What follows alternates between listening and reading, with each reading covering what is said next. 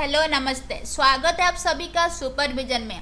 आज हम पढ़ेंगे top 15 questions in computer GK.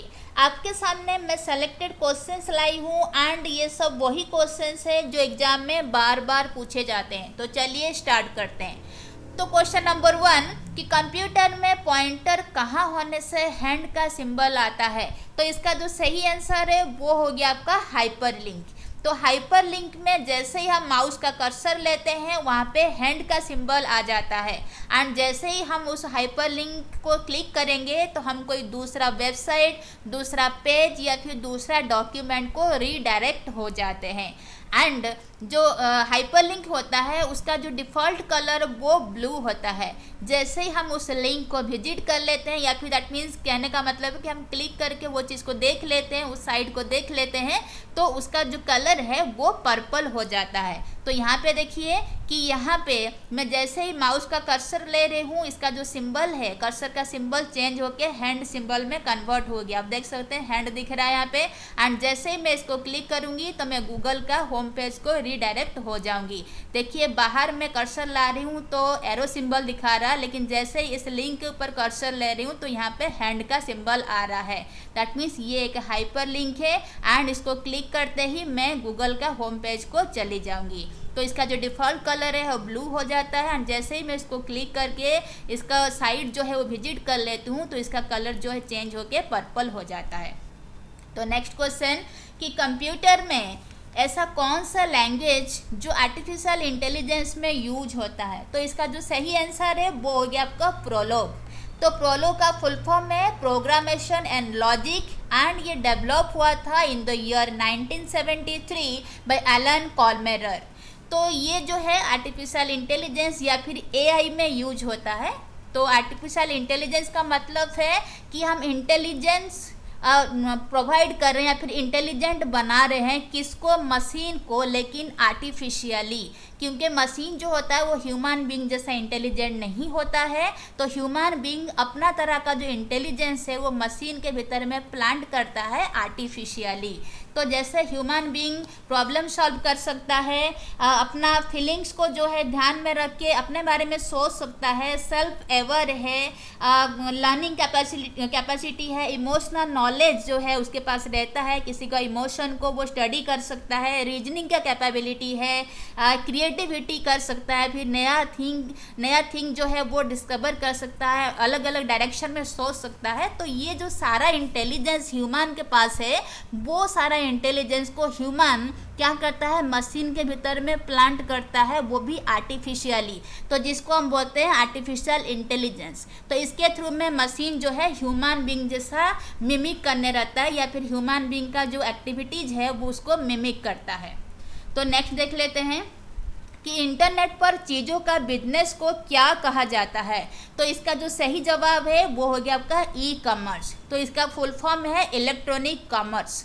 तो ई स्टैंड्स फॉर इलेक्ट्रॉनिक एंड जो कॉमर्स वहाँ पे हो गया इसका मतलब है बिजनेस। दैट मीन्स कि हम बिजनेस कर रहे हैं वो भी इलेक्ट्रॉनिकली ओवर द इंटरनेट। हम इंटरनेट यूज़ कर रहे हैं, हम इलेक्ट्रॉनिक गैजेट यूज़ कर रहे हैं एंड हम बिजनेस कर रहे हैं, कॉमर्स कर रहे हैं। That means selling and buying of goods and services over internet को हम बोलते हैं ई कॉमर्स। जैसे ई कॉमर्स साइट्स का एग्जाम्पल हो गया आपका अमेजन, फ्लिपकार्ट, मिंत्रा एंड बहुत सारा जो है ई कॉमर्स साइट्स जो है हम डे टू डे लाइफ में उसको यूज करते हैं। आपको पता होगा कि अमेजन से हम ग्रोसरी भी ला सकते हैं, हम शूज भी ला सकते हैं, हम ड्रेस मटेरियल भी ला सकते हैं, हम इलेक्ट्रॉनिक गैजेट भी ला सकते हैं, किड्स एक्सेसरी, ऐसे बहुत कुछ चीज़ जो है हम वेरियस ई कॉमर्स साइट से परचेज कर सकते हैं। एंड सारा जो परचेज होता है, बाइंग एंड सेलिंग होता है गुड्स सर्विस का, वो ओवर द इंटरनेट होता है। तो इसको हम बोलते हैं ई कॉमर्स साइट्स। तो नेक्स्ट क्वेश्चन देखते हैं, क्वेश्चन नंबर 4 कि कंप्यूटर के कीबोर्ड पर कितना फंक्शनल कीज है। तो इसका जो सही जवाब है वो हो गया आपका 12। सो F1 से लेके F12 तक का हमारा फंक्शनल कीज होता है। तो इनको फंक्शनल की हम इसीलिए बोलते हैं क्योंकि ये कोई पर्टिकुलर फंक्शन परफॉर्म करने के लिए यूज होते हैं। जैसे आपका F2 हो गया रीनेम के लिए, F3 में हम सर्च करते हैं, F5 प्रेस करके हम रिफ्रेश कर सकते हैं, F7 से हम स्पेलिंग चेक कर सकते हैं, एट्सेट्रा। तो नेक्स्ट क्वेश्चन देख लेते हैं कि वर्ल्ड का सबसे लार्ज नेटवर्क को क्या कहते हैं।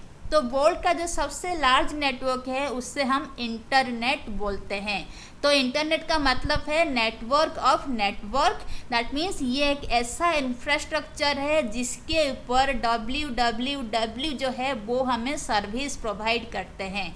तो आपको ध्यान होगा कि अगर हमें कोई भी साइट को सर्च करना है, कोई भी वेब पेज को सर्च करना है, हम क्या लिखते हैं www.something.com ऐसा करके लिखते हैं। तो इससे पहले हमें क्या चाहिए, हमें इंटरनेट का कनेक्टिविटी चाहिए। तो पहले हम इंटरनेट कनेक्टिविटी करते हैं, उसके बाद हम लिखते हैं www.something.com। तो यहाँ पे कहने का मतलब हो गया कि अगर हमें www या फिर वर्ल्ड वाइड वेब जिसको हम वेब सर्विस भी बोलते हैं, तो वेब सर्विस को एक्सेस करना है, इसके लिए हमें इंटरनेट का ज़रूरत पड़ता है। बिना इंटरनेट कनेक्टिविटी का हम www जो है या फिर वेब सर्विस जो है उसको एक्सेस नहीं कर सकते। तो यहाँ पे इंटरनेट हो गया एक नेटवर्क ऑफ नेटवर्क, जिसको एक इंफ्रास्ट्रक्चर भी हम बोल सकते हैं। तो नेक्स्ट क्वेश्चन देखते हैं, क्वेश्चन नंबर 6 कि ईमेल में बीसीसी का फुल फॉर्म क्या रहता है। तो ईमेल में बीसीसी का फुल फॉर्म है ब्लाइंड कार्बन कॉपी।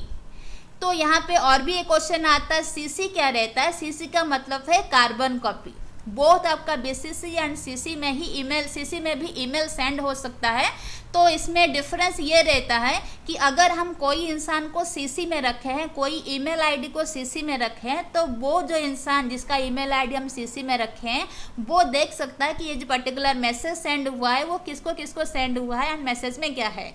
एंड अगर हम बीसीसी में कोई भी पर्सन का ईमेल आईडी रख रहे हैं तो वो पर्सन नहीं देख सकता कि ये जो मैसेज है और किस तरह का रेसिपिएंट या फिर किनको हम ये सारा मैसेज जो है इसको सेंड किए हैं। तो जैसे हम ब्लाइंड बोलते हैं, हम देख नहीं सकते, सेम चीज़ हो गया ब्लाइंड कार्बन कॉपी। यहाँ पे रेसिपिएंट जिसको हम बीसीसी में रखते हैं वो दूसरा रेसिपिएंट्स का ईमेल आईडी नहीं देख पाता, लेकिन सीसी में देख पाता है।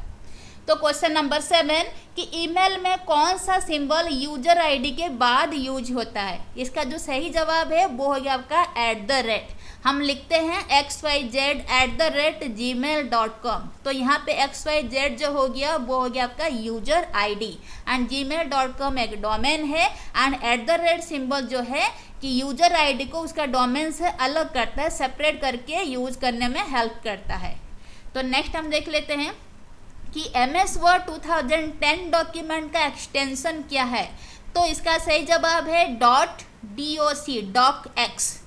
तो 2007 से पहले MS Word डॉक्यूमेंट का जो एक्सटेंशन था वो था .doc। एंड क्वेश्चन नंबर 9 कि MS PowerPoint 2010 का एक्सटेंशन क्या है। इसका जो सही जवाब है वो हो गया आपका .pptx। एंड 2007 से पहले पावर पॉइंट का डॉक्यूमेंट का जो एक्सटेंशन था वो था आपका .ppt। सो 2007 के बाद इसका एक्सटेंशन हो गया .pptx।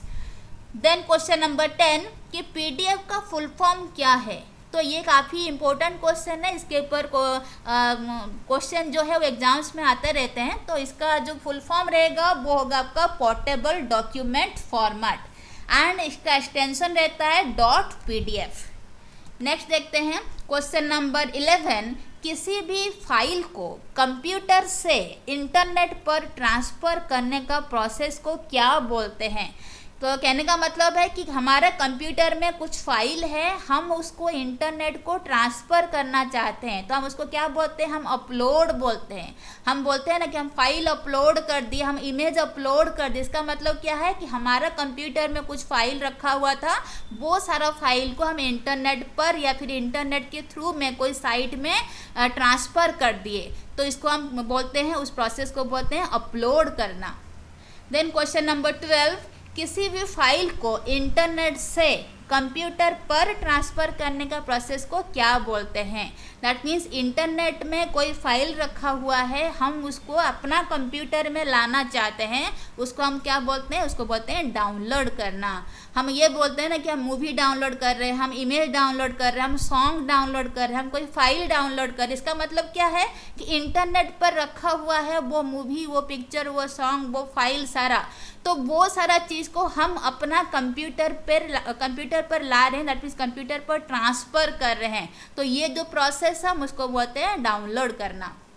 देन क्वेश्चन नंबर 13 कि कोई डॉक्यूमेंट को पूरा सेलेक्ट करने के लिए MS वर्ड में कौन सा शॉर्टकट की यूज होता है? तो इसका जो सही आंसर है वो हो गया आपका कंट्रोल A।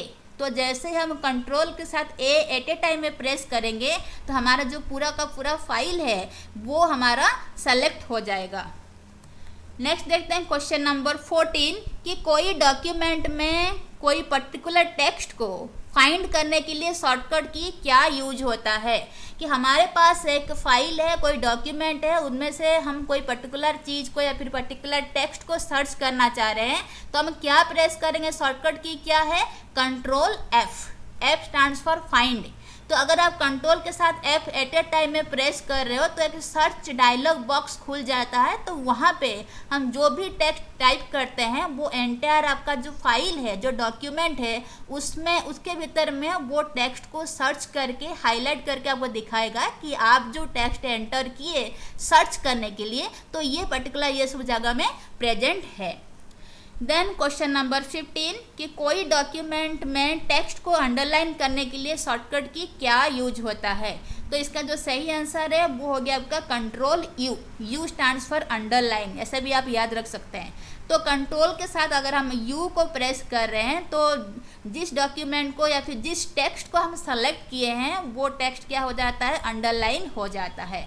तो इसका कुछ और भी शॉर्टकट कीज है, जैसे कंट्रोल के साथ अगर हम I प्रेस करेंगे तो इटैलिक हो जाएगा, I स्टैंड्स फॉर इटैलिक। तो कंट्रोल के साथ अगर हम B प्रेस करेंगे तो बोल्ड हो जाएगा। कंट्रोल के साथ O प्रेस करने से ओपन होता है कोई भी फाइल डॉक्यूमेंट। कंट्रोल N जो होता है कि हमारा जो न्यू फाइल है फिर न्यू डॉक्यूमेंट को क्रिएट कर देगा।